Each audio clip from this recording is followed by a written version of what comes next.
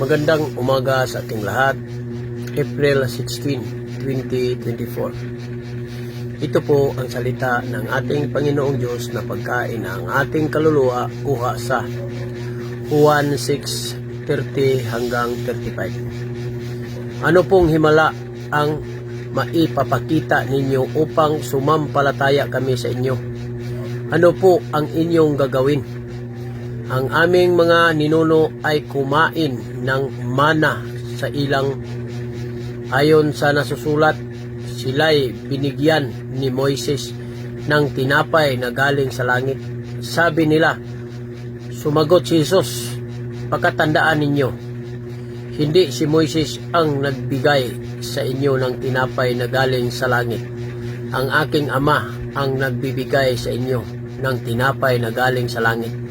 Dahil ang tinapay na galing sa Diyos ang bumaba mula sa langit at nagbibigay buhay sa sangkatauhan."